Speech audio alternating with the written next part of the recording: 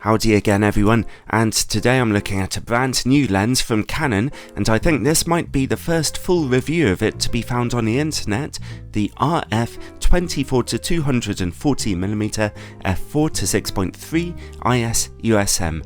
It's the latest lens for their new mirrorless RF system, and curiously enough, in the history of my YouTube channel, this is the first time I've ever tested a super zoom lens for full frame cameras. It comes in at $900 or £900 here in the UK. A lot of reviewers seem to be claiming that makes it some kind of low budget lens. Well, good for them I suppose. Anyway, it's a very wise move for Canon to get a super zoom lens out there nice and early for their newest camera system, because they're incredibly popular and admittedly convenient. This lens's widest angle of 24mm makes it fantastically versatile, and 240mm at the long end gives you some serious reach, and while the lens's maximum aperture is dark, if you zoom in, you can still get some nice portrait pictures. But more serious photographers tend to steer away from super zoom lenses due to their infamous problems with image quality, which are born out of the design challenges their broad zoom ranges present to manufacturers.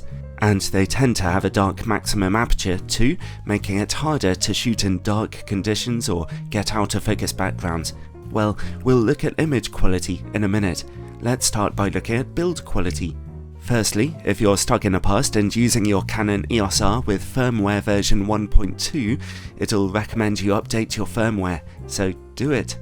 The body of the lens feels nice and weighty at 750 grams, and it's made of the same plastic as Canon's RF mount L lenses. A number of cost-cutting omissions are visible though. It's the first Canon RF mounts lens with no extra control ring at the front. It's hardly a vitally important feature, but some users might miss it. But then again, the focus ring at the back can be switched to become a control ring instead, for adjusting aperture, ISO, or a number of other controls. It turns smoothly. If you want to shoot in manual focus, then you'll have to set the camera to manual focus in the menu system, or press the shutter button down halfway and turn the focus ring at any time. And the second bit of cost cutting is on the lens's rear mount. There's no weather sealing, as you can see, and when you zoom the lens in, all kinds of innards are visible there, opening up a path for dust ingress. Worrying. When it comes to autofocus, this lens utilizes one of Canon's incredible Nano USM focus systems, and I found autofocus to be very fast, accurate, and virtually silent. Really impressive. And video makers will be pleased to know that the lens doesn't display any real focus breathing either. As you pull focus, the image stays where it is without zooming. In my tests, it also seems to be parfocal. The zoom ring is rubberized and not especially smooth to move, but it's not sticky to turn at any point. The front filter thread is 72mm in diameter, and the lens does not come with a hood included. You'll have to buy that separately if you want one. Overall, this lens's build quality is nothing to write home about, but fine, and the lens's electronics, the image stabilization and autofocus, are both fantastic, so in use it handles pretty well. Alright, let's look at image quality. This is the area where super zoom lenses habitually struggle. I'm testing here on a 30MP Canon EOS R with in-camera corrections turned on. At the widest angle of 24mm and f4, the middle of the image is punchy and sharp. Corner image quality is a little soft though. Everything just looks kind of rough there, as if a lot of image correction is going on. More on that in a minute. Stop down the aperture to f5.6 for the tiniest of improvements, but that's as sharp as the corners get, even if you stop down to f11. Stop down further than that, and as you can see here, the image just starts to get softer due to the effect of diffraction, and that counts for the rest of the zoom range. Now let's zoom in a bit to 50mm. The maximum aperture has already darkened to f5 here, but sharpness in the middle of the image remains pretty good. The corners look a bit more tidy here than they did at 24mm. Stop down to f8 for the tiniest of improvements there, and that's as sharp as the corners get at 50mm. Let's zoom in again to 120mm. At the new maximum aperture of f6.3, sharpness in the middle remains pretty good. The corners are looking a little weaker again, though. If you stop down to f8 or f11, we don't really see any improvement. Finally, 240mm. Here, sharpness in the middle is very nice again, and again, corners are pretty soft. f8 and f11 see no improvement, I'm afraid. By the way, in the early sample pictures Canon released from this lens, I thought I noticed quite a lot of chromatic aberration at long focal lengths, so just for your interest, here's the image with in-camera corrections turned off. Wow, I'm tripping out. So, overall, the lens is nice and sharp in the middle of your images, but corner image quality is a bit mediocre, even when you stop down the lens's aperture, disappointingly.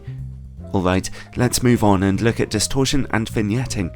Most people shooting with this lens will use in-camera corrections, and as a result, this is about the level of distortion and vignetting you'll normally see. Well, I want to snuffle out how the lens is really performing. Neither Canon's digital photo professional editing software nor their cameras themselves will let you turn off distortion correction, and that's always a major red flag. So let's take some raw images and convert them using Photoshop. Whoa, just look at it! This is the stuff of my worst nightmares. As if the wild barrel distortion wasn't bad enough, at 24mm the vignetting is so bad that the image doesn't even cover the entire sensor. There is a lot of image missing in those corners. No wonder they looked so soft in my resolution test, they're being stretched to the limit by the camera. Stopping down the aperture as far as f8 will bring more even illumination to the corner areas the lens can actually shed light upon, but really, this is bad. You have to zoom in to about 38mm to see that distortion finally straighten out. At 50mm, we're already seeing considerable pincushion distortion becoming severe at 100mm and remaining this bad up to 240mm. As you can see, there's also quite some vignetting if you zoom all the way in. Stop down to f8 or f11 for brighter corners. That might be the worst performance for distortion and vignetting I've ever seen in any lens, I think, and the worst example I've ever seen of a manufacturer relying on automatic corrections to deliberately under-design a lens. Well, let's put that behind us now and look at close-up image quality. When you're zoomed all the way in, you can get as close as about 75cm to your subject for some fairly close images. The good news is that that close-up image quality remains nice and sharp. How does the tested lens work against bright lights? It's an average showing here. A certain amount of flaring and glaring is clearly visible at wider angles, nothing wild though. Zoom in and actually it's reduced, unless the light source is directly in the image frame. And finally, bokeh. The lens's narrow maximum aperture makes it difficult to throw your backgrounds out of focus. If you do zoom in closely though, then you'll be treated to bokeh, which is really lovely and smooth. No problems here whatsoever. Okay, what can we say overall? Well, imagine if you went out and bought a big new Toyota pickup truck, got it home, opened the hood, and found the engine out of a lawnmower inside, but with a number of powerful turbochargers attached to it just to get it going, and the car sort of works, except for making funny noises if you try and overtake anything faster than a tractor, and that's sort of what's happening with the optics of this lens. It's a functional all-rounder, getting you from A to B quite nicely, producing reasonably sharp images in the middle of your pictures with nice colours and smooth bokeh. But in order to get those images, either your camera or your editing software will have to correct the living daylights out of the underpowered picture quality in the corners, turbocharging them into appearing acceptable, but actually leaving them looking rather weak on a close scrutiny. Now, admittedly, a lot of people who are on the market for a super zoom lens won't care about that, which is fine. If you're not focused on getting the best possible image quality out of your camera, and you just want some nice looking pictures from a lens that handles nicely, then you might be really satisfied with it. For example, it's a convenient lens to take on a holiday with you. But anyone whose priority is image quality will be a lot better served by Canon's RF 24-105mm L lens.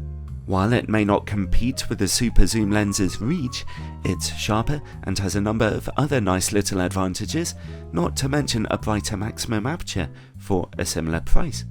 As ever, the choice is all yours.